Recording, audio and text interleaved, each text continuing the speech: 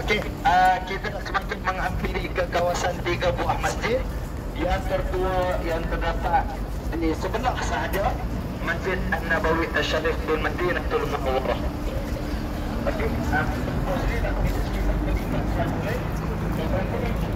ibu ada semua pasal makhluk dan serta sedikit untuk mengetahui apa kisah dan juga peristiwa yang berlaku sebuah masjid. Lama itu.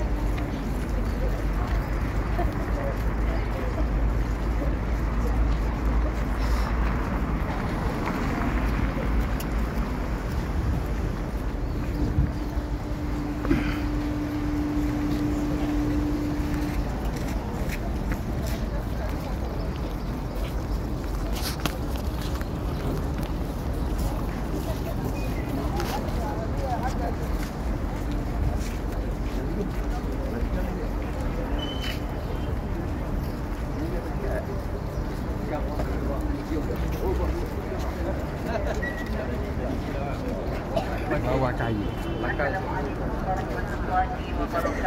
Okey, mai apa-apa ke depan. Saya semua dengar. Tuan dan puan, tetamu Rasulullah, tetamu Allah dan tetamu Rasulullah. Di hujung sana tu Masjid Abu Bakar As-Siddiq. Dekatlah dengan kita sebenarnya Masjid Abu Bakar tu, kan? Dia kalau nak kira depan sikit je pada Hotel Haram. Jadi maknanya kalau kita pergi Masjidil Nabawi tu kita terus. Jadi maknanya kalau kita ke kiri sikit. Jadi kita akan sampai ke Masjid Abu Bakar As-Siddiq. Jadi apa nama, kedudukannya terletak di apa nama, di situlah yang kita sebutkan tadi. Bersebelahan dia adalah Masjid Ghamamah. Masjid Ghamamah. Ghamamah ni apa? Cloud, awan. Jadi Nabi SAW ini ada keistimewaan yang Allah beri daripada dia kecil pun ketika dibawa oleh Saidina Abu Talib, kan Nabi kecil duduk dengan pak menakan, mak tak ada kan, Tok Wan pun mati kan. Kemudian bila Nabi tengok Saidina Abu Talib nak pergi berniaga, nak meninggalkan, maknanya nak merantau lah, untuk berniaga di Syam. Jadi Nabi ni peluklah kaki pakcik dia, kan, pakcik jangan tinggal cek, macam tu lah kita katakan.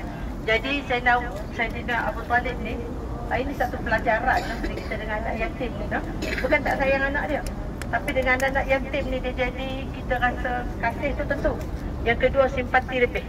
Tak cakap banyak dah, orang kata saut ambil, apa orang kata dukung ke apakah, angkat turun naik atas kenderaan bawa je.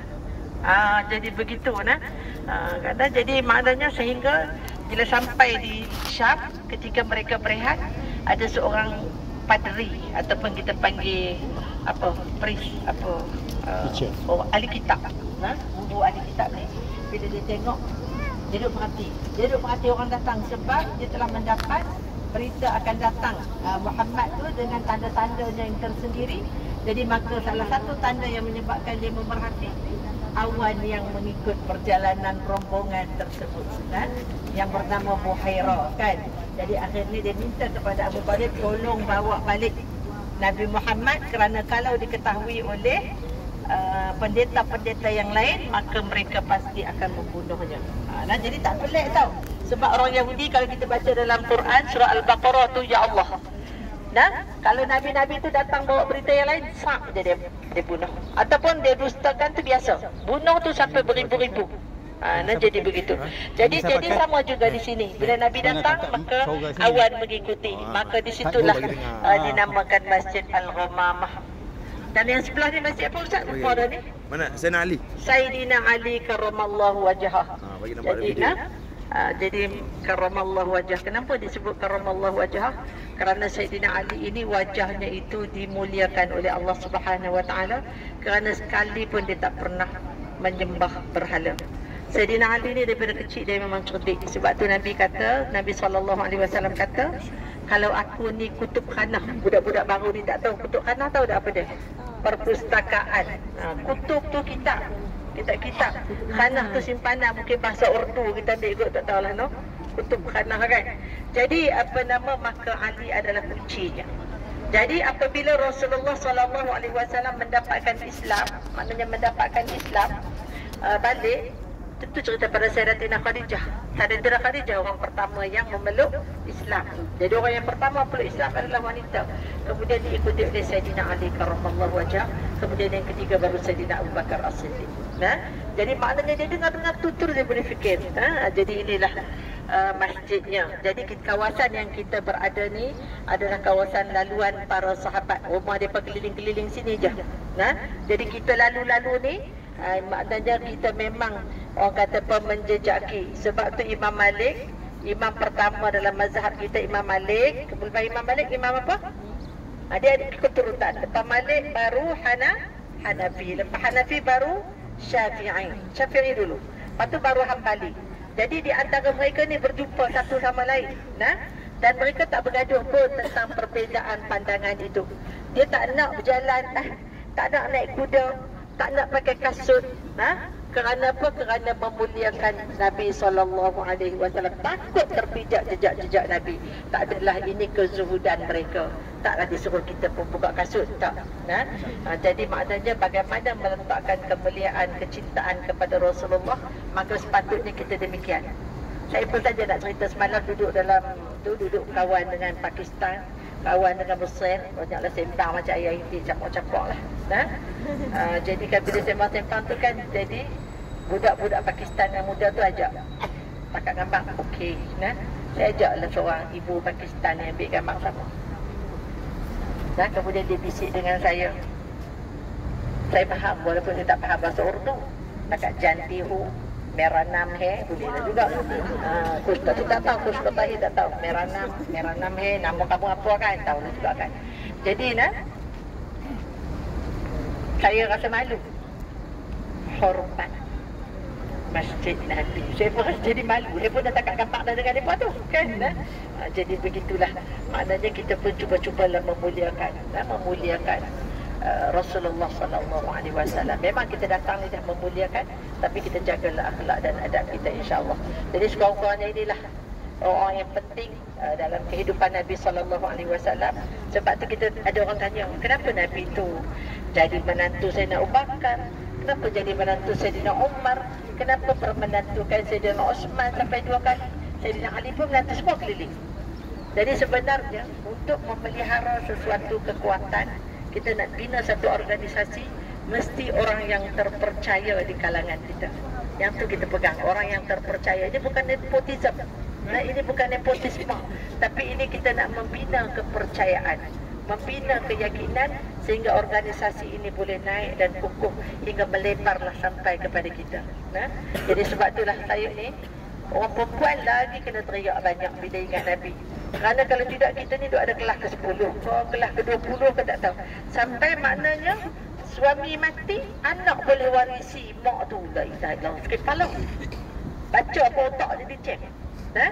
Jadi sehingga datang Rasulullah SAW yang mengangkat kedudukan wanita. Sampai disebutkan orang anak 3 orang perempuan masuk syurga. Dia belah dengan elok masuk syurga. Atau sahabat kata ni kalau anak 2 dia dah anak 2. Macam mana ni dengan anak 3 dia anak 2 je kan? Masuk syurga. Hak seorang ni pula ada anak seorang macam mana ya Rasulullah? Masuk syurga. Bila kita belah anak perempuan dia elok sampai kita kahwinkan dia, maknanya dengan keadaan terpelihara syariatnya, maka masuk syurga. Tak kata anak lelaki-lelaki Datuk, tak kata. Adakah anak lelaki-lelaki, ada anak lelaki tak layak masuk syurga? Tak. Sebab daripada dulu orang muliakan anak lelaki-lelaki. Kita pun sama betul tak? Dapat anak apa? Dapat anak apa bos? Laki, jawab kan. Dapat anak apa? Perempuan. Kenapa dia jadi nada dia gitu? Saya memang marah. Jadi Allahu Akbar. Jadi telah menunjukkan akhlak, watak yang baik dan sebagainya. Jadi marilah kita membetulkan. Saya ada 2 tokoh yang nak ambil kesempatan ni nak cerita. Yang pertama Sayyidatina Aisyah. Saya cukup malu. Bila dengar perkataan saya Rasulullah, apa dia? Aku tidak memperolehi selain ketenangan ketika duduk bersama Khadijah. Jadi kita tanyalah diri kita, kita duduk dengan suami kita ni.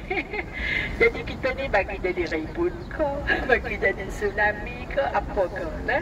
Jadi subhanallah. Nah? Jadi kerana itulah Nabi sangat mengasihi Sayyidatina Khadijah sehingga akhirnya dia pun menjadi penghulu wanita. Nah? Kerana dia tidak pernah memberi sesuatu selain daripada ketenangan dalam rumah. Kita ni tak tahulah ribut ke apa-apa ni. Sudah apa Khadijah nak tsunami ke apa tak tahu kan. Nah? Dan Rasulullah SAW sendiri seorang yang sangat lemah lembut dan berakhlak yang baik dengan para wanita. Nah, jadi Allahu Akbar. Nah, jadi sama-sama Nabi tak pernah memperatkan isteri-isterinya. Nah, sampai baju koyak pun jahit sendiri. Nah, jadi maknanya sama-sama kita ubah memperbaiki diri kita kerana mencontohi Nabi SAW. Nah, jadi saya ingat lagu tu lagu no. Tumpang tak panah kan. Kita pun ada banyak agenda lagi, benda tak beli lagi kan. Nah, jadi kita ambillah pelajaran-pelajaran itu kita bawa pulang. Nah, insya-Allah nak tengok umrah kita makbul ke tak makbul, tengok perubahan perkataan kita, perubahan percakapan kita, perubahan ibadah kita. Kalau sekarang kita berebut ke masjid, maka itulah kita balik nanti kita akan berebut juga ke masjid. Nah, insya-Allah. Jadi ada banyak lagi masjid-masjid kecil ni. Hari itu kita singgah pula dah. Lalu juga masjid Jumaat dekat dengan dekat Quba tu. Masjid tu Nabi sembahyang Jumaat yang pertama. Dia ada kisah-kisah tersendiri. Nah, jadi wallahu alam.